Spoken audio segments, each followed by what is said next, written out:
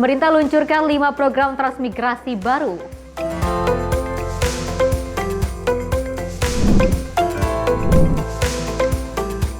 Penyaluran rumah bersubsidi untuk para guru.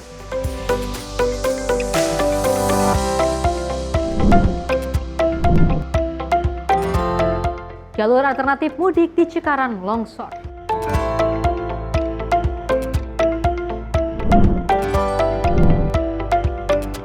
Baju gratis Lebaran diserbu warga.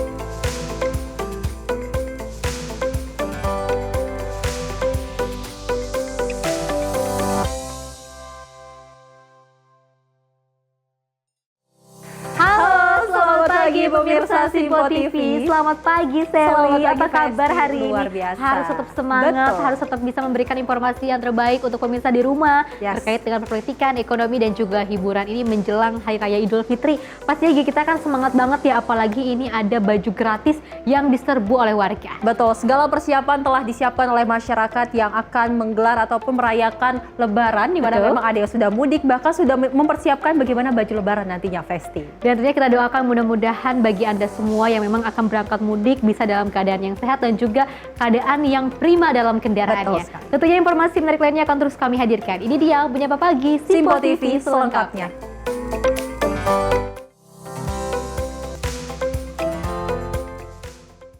Ya pemirsa, kita awali dengan berita utama di mana DPR juga menggelar rapat paripurna ke-16 penutupan masa persidangan 2 tahun 2024 hingga 2025 di Kompleks Parlemen Senayan Jakarta pada Selasa pagi. Penutupan rapat paripurna ini dihadiri oleh 248 anggota DPR sekaligus mendengarkan pidato Ketua DPR RI Puan Maharani. Menjelang Lebaran Idul Fitri, DPR menggelar rapat paripurna ke-16 penutupan masa persidangan 2 tahun 2024 hingga 2025 di Kompleks Parlemen Senayan Jakarta. Rapat penutupan paripurna kali ini dipimpin langsung oleh Ketua DPR Puan Maharani beserta Wakil Ketua DPR lainnya, Dasko, Saan Mustafa, dan Adis Kadir. Rapat terbuka untuk umum dengan dihadiri 248 anggota DPR, sekaligus beragendakan mendengarkan pidato Puan Maharani selaku Ketua DPR. Puan pun menanyakan pendapat para anggota yang hadir, apakah agenda penutupan rapat paripurna untuk dapat disetujui. Para anggota DPR menjawab secara serentak untuk menyetujui rapat tersebut. Dewan yang kami hormati, sesuai dengan hasil keputusan rapat konsultasi pengganti rapat BAMUS DPR RI antara pimpinan DPR dengan pimpinan fraksi-fraksi tanggal 18 Maret 2025, acara rapat paripurna hari ini adalah pidato Ketua DPR RI pada penutupan masa persidangan 2 tahun sidang 2024-2025. Sekarang kami akan menanyakan kepada sidang Dewan yang terhormat apakah acara rapat tersebut dapat disetujui. Terima kasih. Dari Jakarta, Fahrizal Davarizkiano, Simpo TV melaporkan. Pemirsa, Presiden Prabowo Subianto melantik 31 duta besar luar biasa dan berkuasa penuh Republik Indonesia di Istana Kepresidenan Jakarta Pusat pada Senin petang. Para duta besar itu pemirsa akan bertugas mewakili Indonesia di berbagai kawasan strategis di dunia. 31 duta besar luar biasa dan berkuasa penuh Republik Indonesia menyatakan siap menjalankan tugas diplomasi usai resmi dilantik oleh Presiden Prabowo Subianto di Istana Negara Kompleks Istana Kepresidenan Jakarta Pusat. Sebanyak 31 dubes RI itu dilantik dengan mengucapkan sumpah jabatan yang didikte oleh Presiden Prabowo. Cecep memahami para dubes memiliki peran penting sebagai perpanjangan tangan bangsa di negara sahabat. Tak heran sebelum menjalankan tugas, dirinya dan seluruh dubes lain sudah mengikuti proses orientasi yang dipandu oleh Kementerian Luar Negeri. Tujuannya untuk menyelaraskan visi dan misi diplomasi dengan arah pembangunan nasional. Dengan dukungan dari pemerintah pusat, yakni para dubes akan berjuang untuk memberikan kontribusi positif bagi pembangunan bangsa dan negara. Selain itu, para duta besar telah memahami prioritas nasional dalam pemerintahan Presiden Prabowo melalui arahan dari para menteri kabinet. Kita sudah mengangkat sumpah dan janji kita untuk terus senantiasa menegakkan negara kesatuan Republik Indonesia dan menjalankan semua perintah undang-undang yang diamanatkan kepada kita selaku duta besar luar biasa dan berkuasa penuh di masing-masing negara. Kami telah melalui proses orientasi yang dilakukan oleh Kementerian Luar Negeri agar kita semua punya visi misi yang sama dalam menjalankan visi misi pemerintah, khususnya Presiden Prabowo Subianto dengan astacitanya. Kami yakin dengan dukungan dan arahan yang datang dari pusat, kami semua selaku wakil bangsa dan negara di negara akreditasi masing-masing akan mampu dan akan terus berjuang untuk bisa memberikan kontribusi yang positif bagi pembangunan bangsa dan negara. Sekali lagi kami akan menjaga amanah yang diberikan kepada kami semua dan kami akan mencoba yang terbaik kami berikan kepada bangsa dan negara, khususnya dalam rangka melaksanakan program-program prioritas Presiden Prabowo Subianto. Sebelumnya diberitakan pelantikan 31 dubes didasarkan pada keputusan Presiden nomor 25/P dan 40/P tahun 2025 tentang pengangkatan Duta Besar Luar Biasa dan Berkuasa Penuh Republik Indonesia yang dibacakan oleh Deputi Bidang Administrasi Aparatur Kementerian Sekretariat Negara, Nanik Purwanti. Dari Jakarta, Dio Malau, Sinpo TV melaporkan. Selain dari Duta Besar, pemirsa dan juga ada pemerintah meluncurkan 5 program transmigrasi baru untuk meningkatkan pemerataan pembangunan di daerah. Melalui pendekatan inovatif, program ini diharapkan mampu mendorong pertumbuhan ekonomi daerah dan juga meningkatkan kesejahteraan transmigran. 5 program baru ini diresmikan oleh Menteri Transmigrasi Muhammad Iftitah Sulaiman dalam acara peluncuran Program Nasional Transmigrasi di kantor Kementerian Transmigrasi Jakarta Selatan pada Senin petang. Dalam kesempatan tersebut, Menteri menegaskan bahwa kebijakan transmigrasi saat ini berbeda dengan era sebelumnya.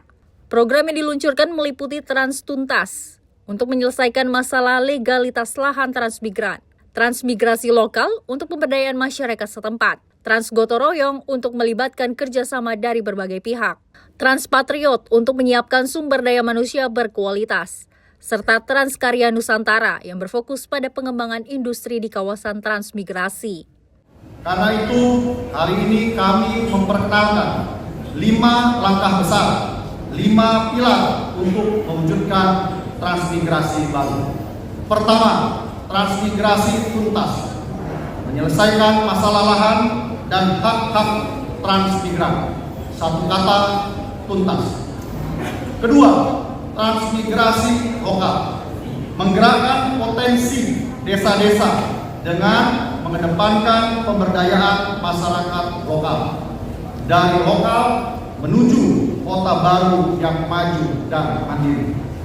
Ketiga, transmigrasi patriot, membangun manusia unggul, mencetak patriot yang membangun Indonesia dari tapak kaki sendiri.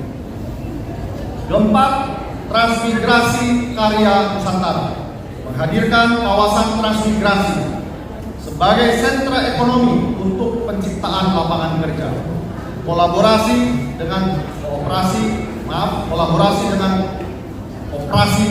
dan korporasi, menghubungkan kawasan dengan pasar nasional dan global. Kelima, transmigrasi gotong royong, revitalisasi kawasan transmigrasi lama, menghidupkan kembali semangat gotong royong lintas sektoral. Pemerintah juga berencana menjadikan kawasan transmigrasi sebagai pusat industri tematik, sehingga dapat meningkatkan kesejahteraan transmigran dan menarik investasi. Kebijakan baru ini diharapkan mampu membangun wilayah transmigrasi yang lebih modern dan menjadikan Indonesia sebagai model transmigrasi berbasis ekonomi di Asia Tenggara. Dari Jakarta, kontributor Sinpo TV melaporkan. Selain itu pemirsa, pemerintah juga semakin mematangkan rencana penyelenggaraan sekolah rakyat yang dijadwalkan akan dimulai pada tahun ajaran 2025 hingga 2026. Dan dari Menteri Sosial Saifullah Yusuf melaporkan hingga saat ini sudah terdapat 53 lokasi yang siap untuk menyelenggarakan sekolah rakyat. Pemerintah melalui Kementerian Sosial berkomitmen mengadakan 53 sekolah rakyat yang sudah siap beroperasi pada awal tahun ajaran baru 2025 hingga 2026. Sebelumnya berdasarkan data dari Kemensos, 211 titik sekolah rakyat menggunakan 164 rekomendasi berbagai pemerintah dari daerah. Terdapat 38 titik yang sudah berupa bangunan dan 126 titik masih berupa tanah. Tentang perkembangan persiapan penyelenggaraan sekolah rakyat tahun 2025 ini. Ya tentu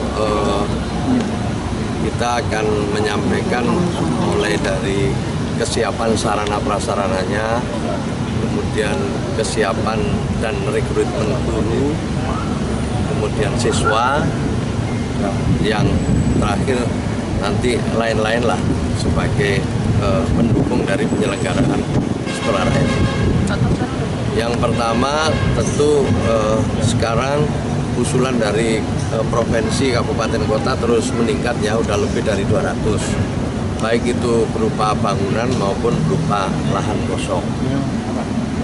Yang sekarang terus kita asesmen dari semua yang sudah kita catat, itu ada 53 yang siap ya, yang sebagian besar memang asetnya Kementerian Sosial, tapi sekarang yang dalam proses asesmen tahap 2 ini adalah ada sekitar 82, baik bangunan maupun tanah yang siap untuk dimanfaatkan lewat sedikit renovasi maupun juga pembangunan baru di tahun 2025. Nah itu jumlahnya sekarang ada 82 yang sedang akan dimulai proses asesmennya oleh BU. Sebelumnya, Presiden Prabowo Subianto telah menegaskan target 200 sekolah rakyat per tahun dalam sidang Kabinet Paripurna. Program ini menyasar anak-anak dari keluarga kurang mampu dengan konsep berasrama untuk jenjang SD, SMP, dan juga SMA. Sekolah pertama akan diresmikan dalam 3 bulan ke depan, sementara 147 sekolah lainnya akan menyusul. Dalam 5 tahun ke depan, setiap kabupaten di Indonesia ditargetkan memiliki minimal 1 sekolah rakyat. Dari Jakarta, Dio Balau, Simpo TV melaporkan. Pemirsa, ratusan unit rumah subsidi guru diserah terimakan oleh Menteri Perumahan dan Kawasan Permukiman Mauraran Sirait kepada debitur kredit rumah subsidi di kawasan Cilengsi, Jawa Barat. Adapun ratusan unit rumah ini pemirsa tersebar di beberapa daerah tanah air, mulai dari Aceh hingga Jayapura. Menteri Perumahan dan Kawasan Permukiman Mauraran Sirait secara resmi menyerahkan 250 unit rumah bersubsidi bagi guru yang dilakukan secara simbolik bersama Menteri Pendidikan Dasar dan Menengah Abdul Muti serta Sekretaris Kabinet Teddy Indra Wijaya. Penyerahan 250 unit kunci rumah bersubsidi ini dilaksanakan di Pesona Kahuripan 10 Kabupaten Bogor, Jawa Barat yang juga secara simbolik di 8 titik lokasi yakni Banda Aceh, Medan, Bogor, Bangkalan, Pontianak, Makassar, Kupang hingga Jayapura. Adapun ARA berharap seluruh pengembang mampu membangun hunian rumah yang berkualitas meskipun harganya yang terjangkau bagi masyarakat berpenghasilan rendah. Kendati demikian, pembangunan rumah subsidi ini ditunjukkan kepada guru sebagai bentuk dukungan pemerintah terhadap peran guru saat ini. Saudara-saudara, saya sudah diperintahkan untuk mengutamakan kebijakan juga kepada home chilling. Kalau karpet merah selama ini hanya buat investor, tetapi di era Presiden Prabowo juga meminta karpet merah untuk investor iya, tetapi juga untuk rakyat kecil dan home chilling. Dan kalau dari kategori MBR, masyarakat berpenghasilan rendah, guru masih ada di dalam kategori MBR itu. Bayangkan, guru-guru masih banyak sekali dari data yang kami terima yang belum punya rumah. Harusnya politik negara, politik anggaran negara, itu ada keberpihakannya kepada guru-guru ini. Disitulah baru diukur apakah sebuah negara itu juga menghargai gurunya, menghargai pendidikan. Adapun Menteri Pendidikan Dasar dan Menengah Abdul Muti turut mengapresiasi langkah Menteri PKP dalam membangun hunian rumah bagi insan guru di seluruh daerah di tanah air. Ya, kami menyambut baik dan mengapresiasi program rumah subsidi untuk para guru yang pada tahap pertama ini dialokasikan untuk 20.000 guru di 7 provinsi di Indonesia. Ini merupakan jawaban dari komitmen Bapak Presiden untuk senantiasa memberikan perhatian kepada para guru. Selain peningkatan kesejahteraan, juga peningkatan untuk mereka dapat hidup secara layak. Salah satunya juga dengan memiliki rumah subsidi. Dari Jawa Barat, Max Juru Kamera, Randika, Tim Liputan Simpo TV melaporkan. Pemirsa, insan guru menyambut gembira rumah bersubsidi dari pemerintah usai dilaksanakannya penyerahan kunci rumah secara simbolik mewakili beberapa daerah. Para insan guru pun mengungkapkan dengan adanya rumah subsidi dari pemerintah ini sangat membantu mewujudkan mimpi memiliki rumah sendiri. Seluruh masyarakat yang berprofesi sebagai guru menyambut baik program Rumah Bagi Guru Indonesia oleh Kepemerintahan Prabowo Subianto tentang 3 juta rumah. Salah satu penerima manfaat program Rumah untuk Guru Indonesia, asal SMA Negeri 8 Kota Bekasi, Ade Purwanto menyebut, program ini sangat membantu seluruh insan guru di Indonesia dalam memiliki rumah pribadi terkhusus bagi dirinya. Ade juga menyoroti proses pencarian program rumah bersubsidi ini sulit diakses informasinya, sehingga lokasi perumahan Kahuripan 10 yang berlokasi di Kecamatan Cilengsi, Jawa Barat dapat dilihat melalui laman sosial media.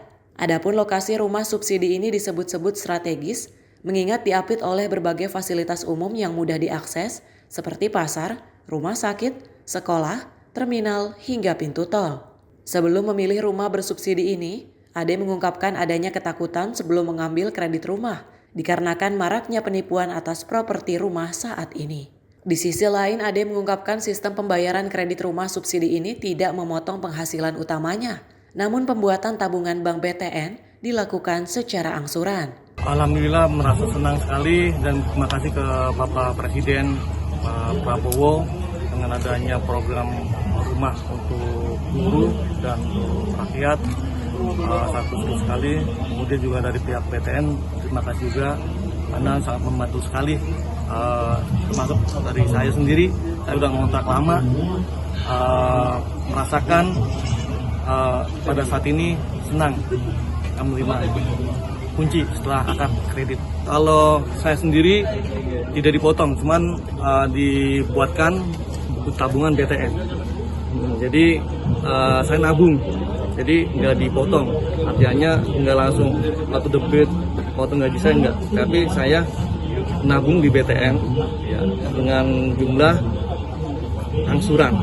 Melalui penyerahan rumah subsidi ini, para guru tidak lagi khawatir soal rumah impian pribadi, usai adanya dukungan penuh pemerintah terhadap peran guru di tanah air. Dari Jawa Barat, Max Randika, Tim Liputan Sinpo TV.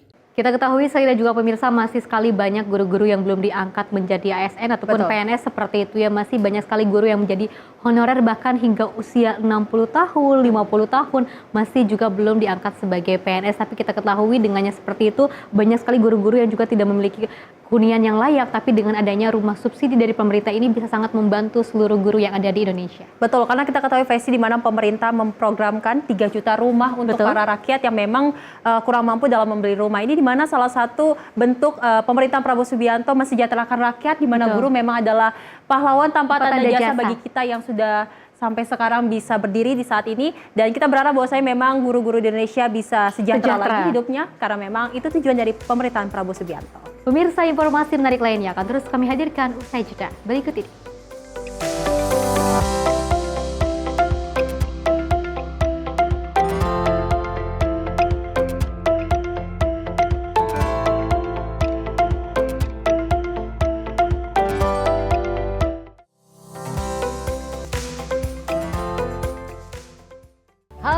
Selamat malam pemirsa, senang sekali rasanya kami mengisi ruang informasi Anda. Akhiri aktivitas Anda dengan rangkuman perkembangan peristiwa yang terjadi sepanjang hari. Sebelumnya kita saksikan ada sekitar 3.000 tamu undangan, sementara di Ibu Kota Nusantara ini ada sekitar 2.000 tamu undangan. Rangkaian informasi nasional dan mancanegara dirangkum sebagai penutup hari dalam Menyapa Malam. Setiap Senin hingga Jumat pukul 8 malam, hanya di Sinpo TV. Kami hadir dengan rangkaian informasi dari berbagai penjuru dunia. Topik dan isu yang tengah menjadi sorotan mancanegara dikemas dengan lengkap untuk Anda.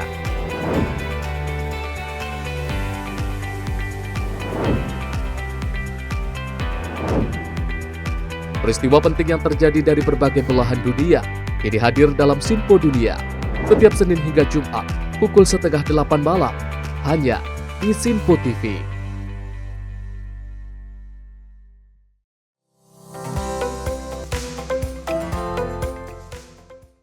Terima kasih pemirsa, Anda masih menyaksikan Menyapa Pagi Sinpo TV, dan kita lanjutkan informasinya, di mana Kepala Dinas Perhubungan DKI Jakarta Syafrin Liputo ini melakukan pengecekan ke sejumlah terminal bus dalam persiapan angkutan mudik Lebaran Idul Fitri 2025, salah satunya ke Terminal Bus Kalideres, Jakarta Barat.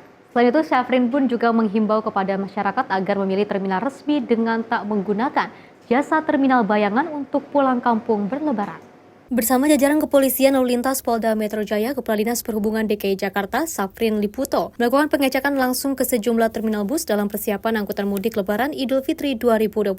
Salah satunya ke Terminal Bus Kalideres, Jakarta Barat. Tak hanya memeriksa kondisi ruang tunggu pemudik, Kadishub DKI Jakarta ini juga melakukan pemeriksaan ke seluruh armada bus angkutan mudik Lebaran, serta posko pengamanan dan pelayanan dan kesehatan gratis bagi pemudik dan pengemudi bus. Syafrin menuturkan bahwa seluruh terminal bus yang ada di Jakarta sudah dalam kondisi siap di masa angkutan mudik Lebaran Idul Fitri 2025.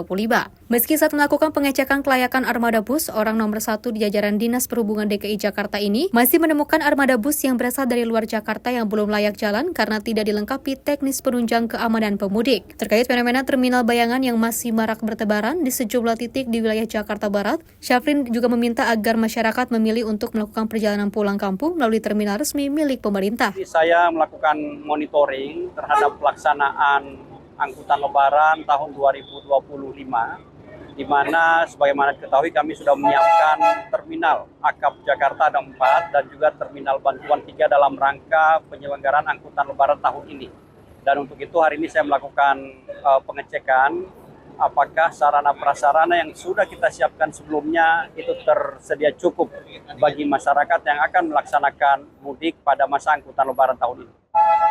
Pengecekannya seperti apa, Pak? Secara keseluruhan untuk sarana prasarana pendukung ini keseluruhannya sudah siap sebagaimana yang sudah kami siapkan. Memang dari sisi armada, untuk armada yang sudah dilakukan pengecekan oleh Dinas Perhubungan keseluruhannya tentu memenuhi syarat dari sisi persyaratan teknis dan kelaikan. Tetapi memang untuk armada yang dari luar Jakarta ini masih ditemukan beberapa yang tidak memenuhi persyaratan teknis dan kelaikan jalan. Tentu kami juga sudah meminta kepada operator untuk memenuhinya segera. Sebanyak 1.500 orang pemudik telah diberangkatkan melalui Terminal Bus Kalideres untuk antisipasi lonjakan pemudik di puncak arus mudik Lebaran tahun ini. Sejumlah terminal bantuan juga telah disiapkan di Dishub DKI Jakarta, seperti Terminal Grogol, Terminal Lebak Bulus, dan Muara Angke. Di Jakarta, kontributor Simpo TV melaporkan.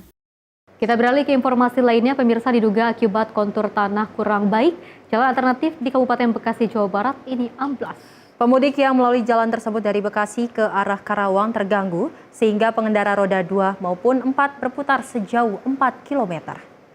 Jalan alternatif Cikarang Bekasi Laut CBL di Muktiwari, Cibitung, Kabupaten Bekasi sepanjang 50 meter amblas.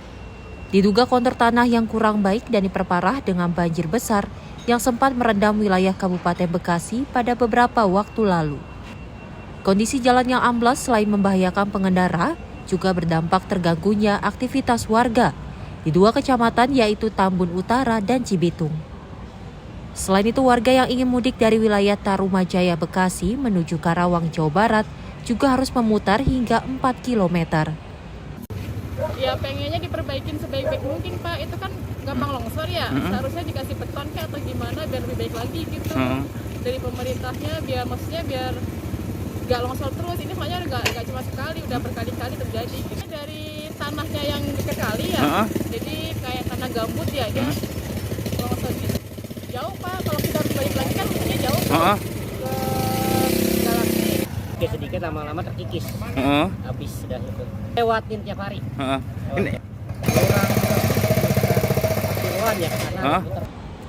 Warga berharap kepada pemerintah Kabupaten Bekasi agar jalan yang amblas segera diperbaiki. Selain membahayakan, jalan tersebut merupakan akses alternatif warga yang dikhawatirkan memakan korban jiwa. Dari Bekasi, Jawa Barat, Muhammad Ridwan, Simpo TV melaporkan. Pemirsa, ratusan pilot dan awak kabin dari maskapai penerbangan di Bandara Soekarno-Hatta, Tangerang, Banten dilakukan tes urin oleh petugas Badan Narkotika Nasional. Pemeriksaan dilakukan secara mendadak guna meminimalisir kesalahan kru pesawat yang kurang fokus akibat penyalahgunaan narkotika. Satu persatu kru maskapai penerbangan di Bandara Soekarno-Hatta, Tangerang, Banten dilakukan pemeriksaan tes urin oleh petugas dan Badan Narkotika Nasional. Sedikitnya ada 200 orang kru maskapai, mulai dari pilot, pramugari, hingga staf diambil sampel urinnya untuk diuji kandungan zat narkobanya dalam tubuh. Selain itu, ratusan kru pesawat ini juga diperiksa kesehatannya untuk menghindari potensi serangan jantung dan penyakit berbahaya lainnya. Pemeriksaan medis dan tes urin ini sendiri merupakan bagian dari rangkaian persiapan arus mudik Lebaran 2025. Selain itu, kegiatan ini juga sengaja dilakukan untuk mengantisipasi peredaran dan penyalahgunaan narkotika di kalangan kru pesawat. Kami siapkan kurang lebih ada 200 alat tes kit yang untuk dilakukan tes urin. Kami berharap hari ini 200 alat tes kit yang kami turunkan, tes urin ini dikhususkan lebih kepada para pilot, pramugara dan pramugari untuk bisa nyaman dalam memberangkatkan seluruh penumpang yang akan menuju kepada tujuannya masing-masing. Ini merupakan satu program untuk memasuki mudik menyambut hari Lebaran. Semoga ini bisa berjalan baik dan hasil yang memuaskan seluruhnya negatif. Kita menunggu hasil yang sudah dalam progres dan akan kita sampaikan. Bu, jika ada temuan positif seperti apa, Bu? Tentunya kalaupun ada positif, kita akan lakukan rehabilitasi dan progres tahapan-tahapan untuk bisa dilakukan normalkan penyalahgunaan. Sementara itu, jumlah calon penumpang di Bandara Soekarno-Hatta sendiri mulai terlihat peningkatannya. Pihak Angkasa Pura II sendiri mencatat ada 1.041 pergerakan pesawat per tanggal 25 Maret ini, baik yang pergi maupun yang datang, dengan jumlah penumpang mencapai 146.000 orang. Diperkirakan jumlahnya akan terus meningkat seiring banyaknya warga yang sudah mengambil cuti untuk kembali ke kampung halamannya. Dari Tangerang, Banten, kontributor Simpo TV melaporkan. Informasi lainnya, pemirsa, masyarakat mulai melaksanakan mudik lebih awal mengingat puncak arus mudik akan berlangsung pada Jumat mendatang. Lalu bagaimana pemirsa dengan alasan pemudik memilih menggunakan pesawat dalam periode mudik kali ini? Berikut liputannya untuk Anda.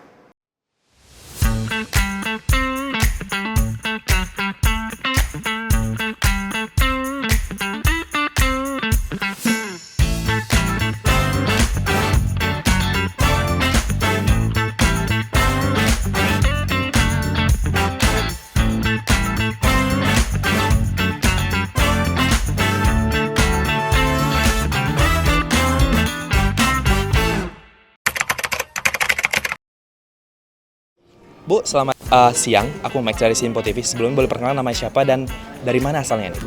Saya dari Bandung, asalnya dari Bandung, rencana mau berangkat ke Bangka Belitung, Pangkal Pinang. Bang, selamat siang. Aku Max dari Simpo TV. Boleh perkenalan namanya siapa dan dari mana nih, Bang? Ya, siang kakak-kakak dan teman-teman semuanya. Jadi kenalin, aku Faris Abdul Makarim. Aku di sini dari Bogor mau mudik ke Bangka. Pak, selamat siang. Saya Simpo TV. Boleh perkenalan namanya siapa dan dari mana nih, Bang? Saya dari Bandung, Sugeng, tujuan mau ke Pangkal Pinang. Kami dicutikan selama 2 minggu. Setelah itu ada beberapa hal yang dapat kami yang tidak bisa ya mendapat. Nanti rencananya bakal 2 minggu di Jambi seperti itu. Iya. Mungkin 2 minggu lebih ya. Iya. Berarti nanti lebih lewat dari tanggal 6 April. Ya, lewat dari setelah orang pulang mudik baru kita pulang. Berarti 2 minggu. Iya, 2 minggu lebih. Kurang lebih 2 minggu, jadi sampai tanggal 8 bulan April nanti. Tahun lalu juga mudik nggak sih atau gimana? Selalu mudik karena masih ada orang tua di sana. Kenapa mudik di tahun ini? Karena kayaknya udah kangen banget sama keluarga dan kebetulan emang lagi punya kesempatan dan waktunya juga untuk balik gitu. Alasan saya untuk mudik tahun ini, saya berjumpa keluarga dan sanak saudara di daerah saya. Karena kan tahun lalu saya nggak mudik karena saya pendidikannya sebelumnya didapat di Manado. Karena di Manado itu lumayan jauh dan tiketnya terlalu mahal. Ya supaya lebih cepat dan santai lah. Kalau berangkat pakai bis kan kayaknya badan capek lah. Terus naiknya males. Iya sih, tapi pesawat yang paling praktis dan cepet ya sepertinya. Karena kalau bis kan agak lama tuh setengah hari sampai 1 harian. kalau kapal juga gitu.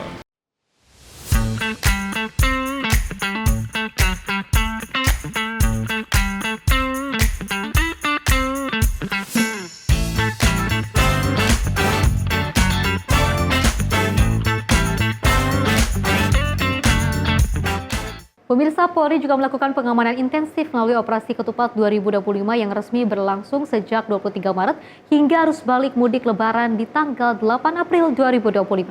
Operasi ini pemirsa menjadi bagian dari upaya menjaga keamanan dan juga kenyamanan masyarakat selama periode mudik dan juga balik Lebaran 2025.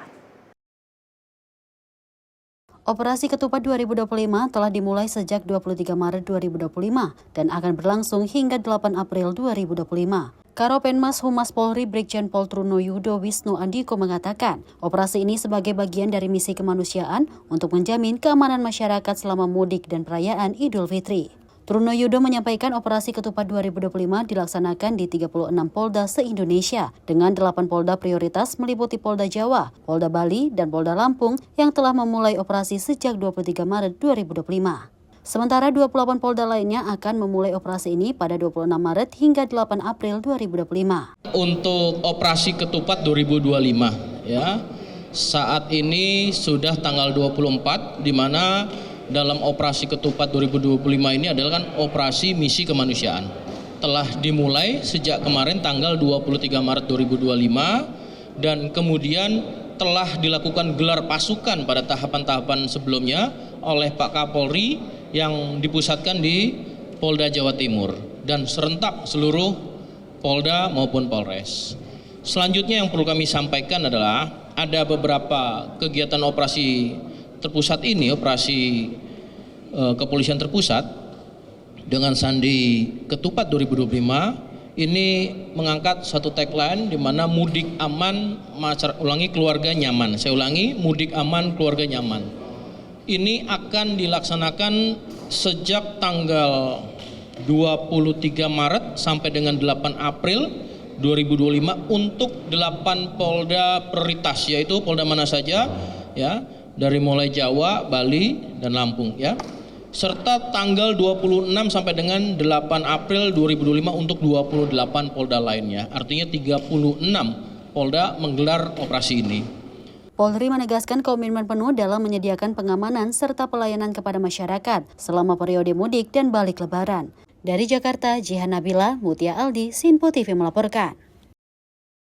Menuju Hari Raya Idul Fitri, pastinya juga segala bentuk dan juga persiapan telah dilakukan oleh ataupun dilaksanakan oleh seluruh masyarakat Indonesia yang juga akan berlibur dan juga akan melakukan perjalanan mudik. Pastinya mudah-mudahan Anda semua yang akan melaksanakan mudik mudah-mudahan dalam keadaan yang sehat, perjalanan juga lancar. Apalagi kita ketahui dari Menteri Perhubungan dan tidak hanya Menteri Perhubungan tapi juga dari pihak kepolisian, aparat lainnya juga telah melakukan pemerataan juga transportasi pelayanan yang sangat baik. Betul, terlebih Fesi di mana pemerintah juga melakukan ataupun menggelar mudik gratis bagi masyarakat yang ingin ke kampung halamannya, di mana bisa menggunakan kereta api, bus ataupun pesawat. Dan kita ketahui juga pemerintah telah melakukan diskon juga terhadap diskon tarif tol dan juga ada juga tiket pesawat. Kita berharap bahwasanya masyarakat bisa menyambut Lebaran dengan gembira bersama keluarganya. Dan pastinya pemirsa, informasi menarik lainnya akan terus kami hadirkan usai jeda berikut ini.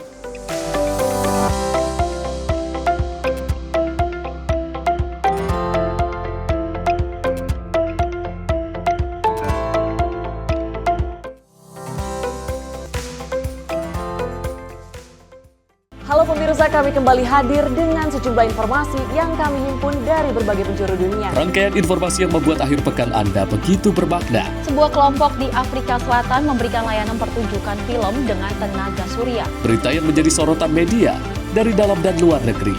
Kami hadirkan untuk menemani pekan Anda dalam Sinpo Dunia Sepekan, Sabtu dan Minggu pukul 9 pagi. Hanya di Sinpo TV.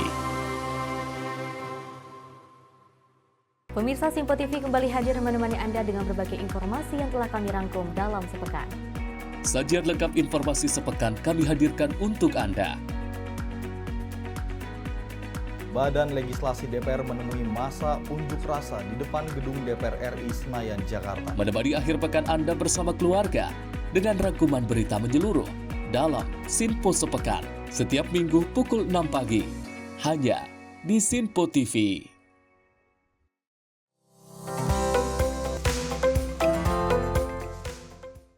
Selamat pagi pemirsa, Anda masih menyaksikan Menyapa Pagi Simpo TV dan kita lanjutkan informasinya di mana pimpinan DPR merespon soal beredarnya surat presiden atau surpres terkait rancangan Undang-Undang Nomor 2 Tahun 2002 tentang Polri. Dan selain itu juga dari Ketua DPR Puan Maharani juga menegaskan bahwa pihaknya belum menerima surpres terkait dengan RUU TNI dan juga yang beredar bukanlah surpres resmi. Usai Undang-Undang TNI disahkan, kini beredar surat presiden atau surpres terkait revisi Undang-Undang Nomor 2 Tahun 2002 tentang Polri di media sosial. Para warganet pun menyoroti beberapa poin dalam revisi Undang-Undang Polri. Menanggapi hal ini, Ketua DPR Puan Maharani mengatakan bahwa surpres RUU Polri yang beredar bukanlah resmi. Puan menegaskan bahwa pihaknya sampai saat ini belum menerima surat presiden mengenai RUU Polri. Surpres saya tegaskan sampai saat ini belum diterima pimpinan DPR. Jadi yang beredar di publik atau beredar di masyarakat itu bukan surpres resmi. Jadi kami pimpinan DPR belum menerima surpres tersebut. Jadi kalau sudah ada DIM yang beredar itu bukan DIM resmi. Dari Jakarta, Fahrizal Davarizkiano, Sinpo TV melaporkan. Sementara itu pemirsa, Barreskrim Polri juga berhasil mengungkap sindikat penipuan online berkedok fake BTS dan juga SMS Plus yang juga menyasar nasabah bank yang melakukan operasi di kawasan SCBD Jakarta Selatan. Dari pengungkapan tersebut pemirsa, 2 warga negara asing asal Cina berhasil ditangkap yang mengakibatkan total kerugian yang dialami para korban mencapai hampir setengah miliar rupiah. Kabareskrim Polri Komjen Pol Wahyu Widada menjelaskan modus kejahatan yang dilakukan yakni memanfaatkan teknologi fake BTS untuk menyebarkan SMS phishing secara ilegal. Wahyu menyampaikan sinyal palsu yang dikirimkan oleh pelaku dapat mengalahkan sinyal asli operator, sehingga ponsel korban otomatis menerima pesan berisi link phishing yang menyerupai situs resmi bank. Dalam konferensi pers di Barreskrim Polri, Wahyu mengatakan pihaknya berhasil menangkap 2 warga negara asing asal Cina yang berperan sebagai operator lapangan. Tersangka melakukan aksinya dengan berkeliling menggunakan mobil yang dilengkapi alat fake BTS untuk menyebarkan sinyal palsu di area ramai. Mereka memanfaatkan pengiriman SMS ke alat komunikasi handphone yang ada di sekitarnya. Jadi mereka melakukan pencegatan transmisi dari BTS ke handphone, kemudian dicegat sebelum sampai ke handphone, dicegat dan dirubah dari 4G menjadi 2G, kemudian digunakan untuk mengirimkan SMS blasting ke handphone yang ada di sekitarnya. Karena posisi BTS itu kan tetap, sementara mereka itu mobilitasnya tinggi, menggunakan mobil, kemudian sehingga jarak antara pengguna atau pemilik handphone dengan fake BTS ini lebih dekat dibanding dengan BTS aslinya. Sehingga karena jaraknya lebih dekat, maka sinyalnya akan lebih kuat. Karena sinyal dari fake BTS lebih kuat, maka dia bisa mengirimkan SMS blasting ke sekitarnya. SMS blast adalah metode pemasaran yang menggunakan pesan singkat atau SMS untuk mengirimkan promosi atau informasi penting kepada banyak orang secara bersamaan. Kemampuan penggunaan SMS blast ini dimanfaatkan oleh para tersangka untuk melakukan aksi kejahatan penipuan dengan mengirimkan SMS yang mengatasnamakan bank kepada para pengguna. Di mana dalam pesannya tersebut mereka memberitahukan tentang adanya promosi, jumlah poin, atau saldo rekening, dan juga menyertakan satu tautan phishing. Nah, tautan ini tentu didekatkan dengan tautan resminya, sehingga orang tidak sadar bahwa dia masuk ke dalam tautan yang tidak resmi, tautan yang ilegal. Akibat perbuatannya, para pelaku dijerat dengan Undang-Undang ITE, Telekomunikasi, dan tindak pidana pencucian uang dengan ancaman hukuman hingga 12 tahun penjara. Dari Jakarta, Jihan Nabila, Mutia Aldi, Simpo TV melaporkan. Pemirsa, dari Ketua DPR Puan Maharani ini merespon atas aksi teror kepada salah satu jurnalis Tempo yang berupa kiriman kepala babi dan juga bangkai tikus. Menurutnya pemirsa, tindakan tersebut merupakan tindakan yang tidak pantas sehingga harus ditindaklanjuti. Ketua DPR Puan Maharani menyayangkan atas aksi teror terhadap jurnalis Tempo dengan mengirimkan berupa kepala babi dan bangkai tikus. Puan mengatakan hal itu merupakan tindakan anarkis, sehingga tidak pantas untuk dilakukan. Menurutnya jika ada pihak-pihak yang keberatan dengan karya jurnalistik dapat dilaporkan melalui Dewan Pers saja. Oleh karena itu ia meminta kepada aparat penegak hukum untuk dapat menindaklanjuti dan menyelidiki aksi teror tersebut. Ya, aparat penegak hukum agar menindaklanjutinya dan menyelidikinya dengan sebaik-baiknya. Kalau kemudian ada protes ya sampaikan ke Dewan Pers, tidak perlu melakukan hal-hal seperti itu. Jadi hal-hal yang anarkis, hal-hal tidak pantas sebaiknya tidak dilakukan. Jadi aparat penegak hukum harus menyelidiki dan menuntaskan hal tersebut kepada siapapun. Dari Jakarta, Farizal Davarizkiano, Sinpo TV melaporkan. Kita beralih ke informasi lainnya, pemirsa. Aksi pemalakan kembali terjadi di Cilandak, Jakarta Selatan dan menimpa seorang tukang cukur yang didatangi pria mengaku anggota organisasi masyarakat. Pelaku meminta uang tunjangan hari raya dengan alasan untuk membeli ketupat lebaran. Kejadian tersebut terjadi pada Senin siang 24 Maret 2025 dan terekam oleh kamera pengawas di tempat usaha korban. Korban mengungkapkan bahwa aksi serupa bukan pertama kali terjadi. Pelaku diketahui pernah mendatangi tokonya pada tahun ke tahun sebelumnya dengan permintaan yang sama, dan saat itu korban sempat memberikan uang. Namun kali ini korban menolak karena kondisi ekonominya sedang sulit. Gagal mendapat uang dari tukang cukur, pelaku beralih ke toko lain dan memalak pemilik usaha kecil seperti tukang fotokopi dan jasa perbaikan AC yang terpaksa membayar untuk menghindari keributan. Korban berharap pihak kepolisian segera bertindak karena aksi semacam ini semakin meresahkan pelaku usaha kecil. Ia juga mengungkapkan bahwa dirinya pernah mengalami ancaman serius dari kelompok serupa di masa lalu, termasuk ancaman pembakaran tempat usaha dan pengeroyokan beberapa tahun lalu. Dari Jakarta, Adelia Saptiarina, Sinpo TV melaporkan. Sangat disayangkan sekali ya Sally dan juga pemirsa, banyak sekali masyarakat-masyarakat ataupun oknum-oknum tertentu yang mengaku bagian dari organisasi masyarakat. Yang kita ketahui seharusnya organisasi masyarakat ini bisa mendamaikan warganya, bisa mendamaikan di masyarakat dan juga memberikan contoh yang positif bagi masyarakat Indonesia. Tapi di sini juga malah memberikan sebuah keributan, bahkan sampai melakukan aksi yang sangat disayangkan seperti itu ya. Salah satunya adalah memalak tukang cukur. Di mana kita berharap untuk masyarakat segera melapor jika mengalami kerugian ataupun ada pemalakan terhadap oknum-oknum tertentu. Terlebih memang ini menjelang lebaran banyak sekali yang mengatasnamakan iuran untuk lebaran. Betul. Kita berharap segera lapor ke polisi biar ditindaklanjuti, Festi. Pemirsa, informasi menarik lainnya akan terus kami hadirkan usai jeda berikut ini.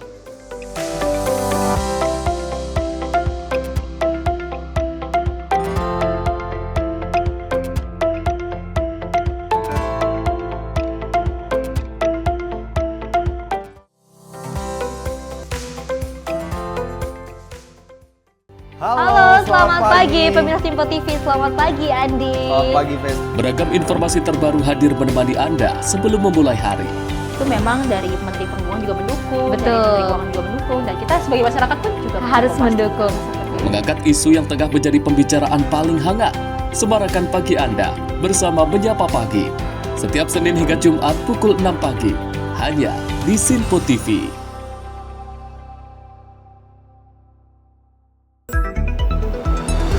Jadilah yang pertama mengetahui perkembangan terkini seputar informasi dari lembaga parlemen. Punya data nasional, tidak ada satupun backup berarti kan? Tiba-tiba ada putusan yang nggak masuk akal dan seperti ini gitu. Kita ambilkan rekomendasi kepada KPK, periksa! Kami hadirkan informasi paling akurat untuk mengawal setiap informasi dalam rapat komisi dan paripurna. Tentunya bersama saya Andi Rezaldi yang telah kami rangkum dalam program Sinpo Parlemen. Saya Arif Tufan. Saksikan Sinpo Parlemen setiap Sabtu pukul 6 pagi hanya di Sinpo TV.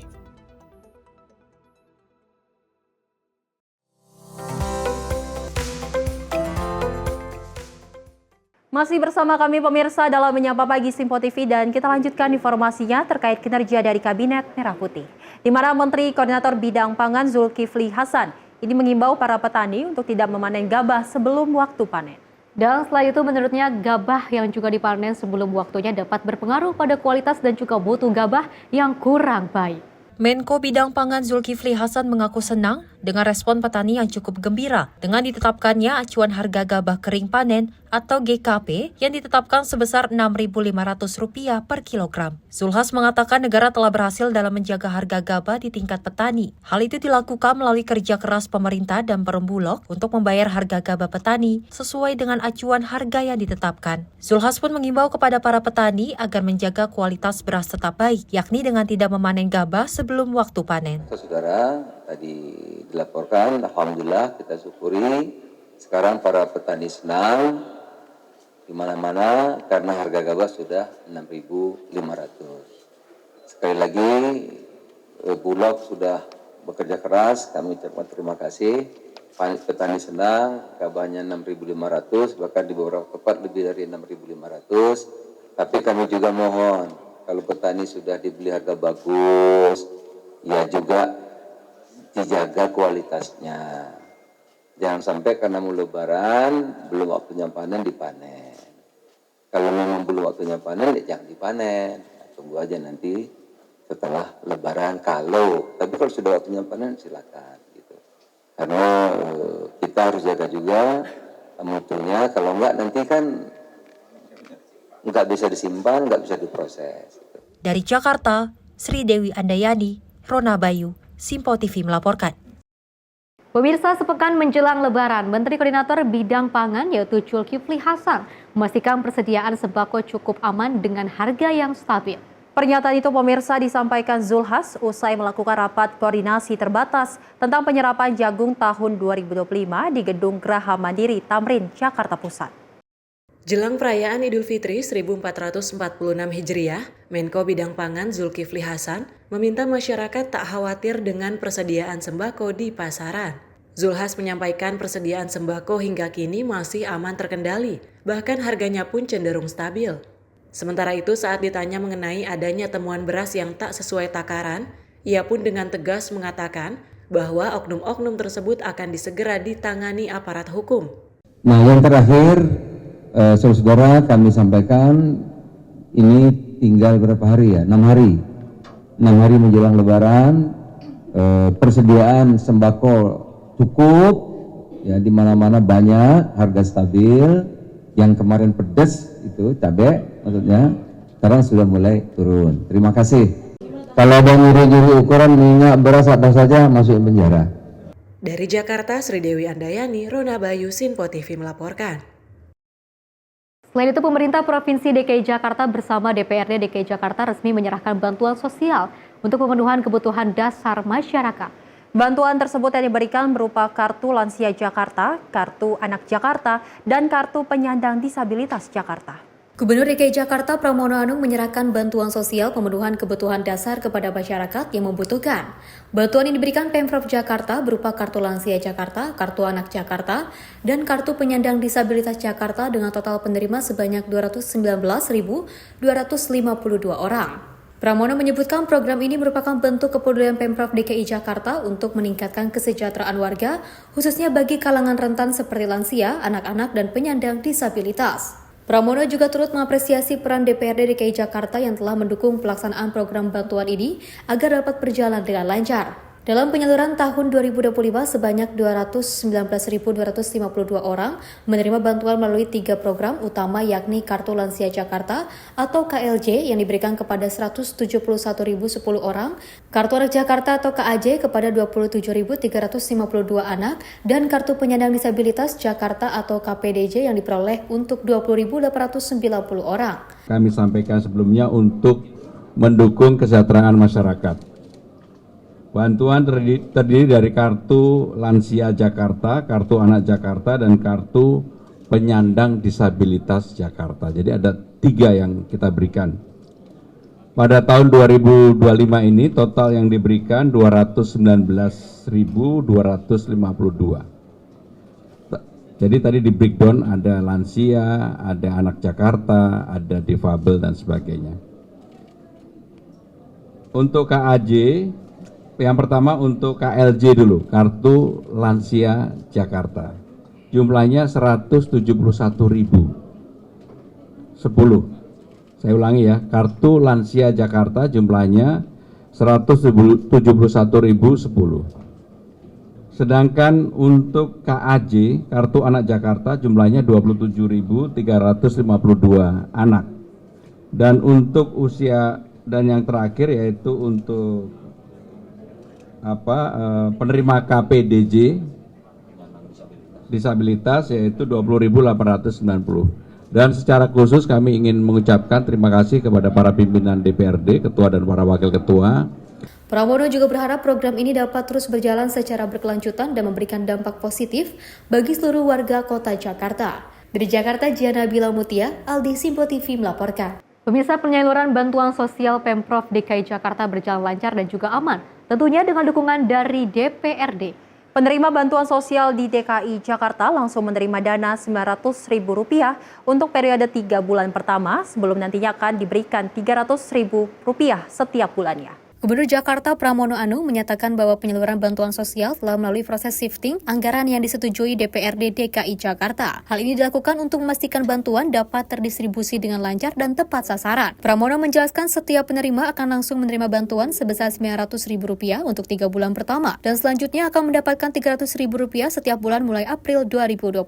Ia juga menyampaikan harapannya agar program ini dapat terus berlanjut sebagai bentuk kepedulian Pemprov DKI Jakarta terhadap warga yang membutuhkan.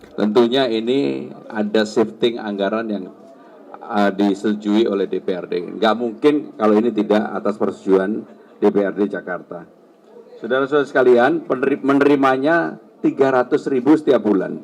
Sehingga untuk tahun ini diterima langsung Rp900.000 selama 3 bulan dan nanti sejak April setiap bulan. Mungkin itu sebagai hal, tadi juga ada penyerahan untuk disabilitas yang sudah disampaikan oleh Bapak Wagub, dan mudah-mudahan apa yang menjadi komitmen pemerintah Jakarta untuk warga yang membutuhkan tetap bisa dipenuhi. Pramono juga mengapresiasi peran DPRD DKI Jakarta yang turut mendukung pelaksanaan program Bansos sehingga bantuan dapat disalurkan dengan cepat dan memberikan dampak nyata bagi masyarakat. Bantuan ini diharapkan dapat membantu masyarakat dalam memenuhi kebutuhan hidup sehari-hari dan meningkatkan taraf kehidupan warga DKI Jakarta. Di Jakarta, Jiana Bila Mutia, Aldi Simpo TV melaporkan. Pemirsa, momen Lebaran 2025 dimanfaatkan warga untuk berburu baju gratis yang berlokasi di ruang solidaritas Joli Jolan. Selain mengambil barang berupa pakaian secara gratis, setiap warga yang datang juga bisa berdonasi baju di komunitas ini maupun bertukar aneka barang atau barter.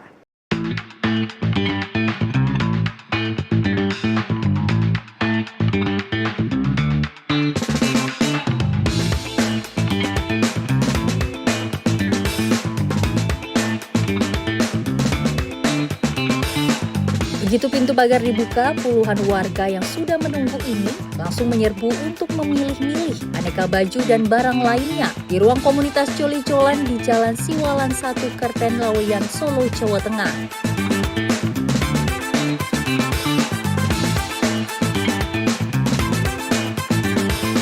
Mendekati momen Lebaran, ruang solidaritas yang menyediakan baju layak pakai dan barang lainnya ini diserbu warga dari berbagai daerah di Solo dan sekitarnya. Aneka baju mulai dari baju anak hingga dewasa tersedia di sini. Berkat donasi dari berbagai donatur dari berbagai daerah, warga bisa mengambil secara gratis maksimal 3 barang. Tidak hanya mengambil barang, warga juga bisa bertukar barang layak pakai di tempat ini. Karena mendekati momen Lebaran, baju koko, gamis, ataupun pakaian muslim lainnya menjadi incaran warga. Semua baju yang dipajang di sini tentu sudah melalui penyortiran dan sudah bersih serta siap pakai. Mencari apa ini? Mencari baju. Dibuat apa? Buat jauh Lebaran, Lebaran loh. Cocok ini lagi kok suamiku. Perempuan saya nggak cukup loh. Dapat tadi Bu? 3, ya dapat 3. Gratis ini tadi? Iya. Bu, dengan adanya Joli-Jolan ini gimana Bu? Cukup membantu nggak sih? Ya membantu, saya senang, ya berterima kasih. Salah satu inisiator Ruang Solidaritas Joli Jolan, Krisna Chariskara, mengatakan para pengelola Ruang Solidaritas ini sengaja memajang koleksi baju muslim saat mendekati Lebaran. Pihaknya berharap warga bisa memanfaatkan aneka barang yang sudah disortir ini untuk keperluan Ramadan dan Lebaran. Kalau warga di Lebaran ini, kita memang sengaja mengeluarkan koleksi-koleksi terbaik ya. Jadi mulai dari gamis, pakaian-pakaian kemeja yang bagus, semuanya itu kita berikan secara gratis untuk supaya mereka itu bisa dapat pakaian lebaran secara gratis ya Mas, daripada beli gitu kan. Kondisi sekarang kan agak sulit ya ekonomi, jadi mereka bisa ambil di sini secara gratis. Mereka bisa kembali lagi ngambil lagi itu paling cepat 2 minggu. Jadi setiap kunjungan itu maksimal 3, misal pakaian ya 3, kalau buku 3 maksimal ya. Semua item itu 3. Komunitas Joli Jolan yang berdiri sejak Desember 2019 ini mewadahi warga untuk berdonasi aneka barang layak pakai agar barang tersebut berumur lebih panjang atau bisa digunakan lagi oleh orang lain yang membutuhkan. Komunitas ini juga dibentuk sebagai ruang solidaritas melalui barter dan berbagi barang gratis, sekaligus sebagai perlawanan kecil terhadap gaya hidup konsumtif dalam masyarakat. Dari Solo, Jawa Tengah, Raditya Hermansyah, Simpo TV melaporkan.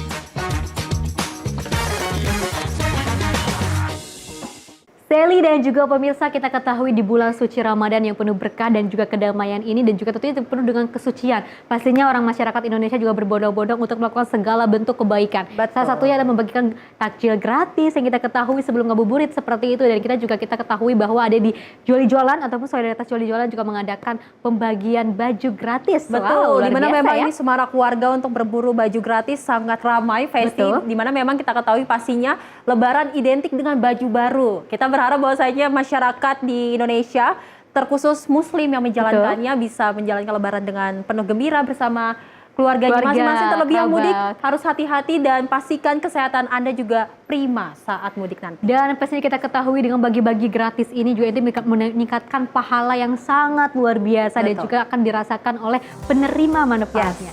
Pemirsa, informasi tadi sekaligus mengakhiri jumpa kita. Saya Festi Rahmadi dan saya Sally Sregar. Terima kasih dan sampai jumpa.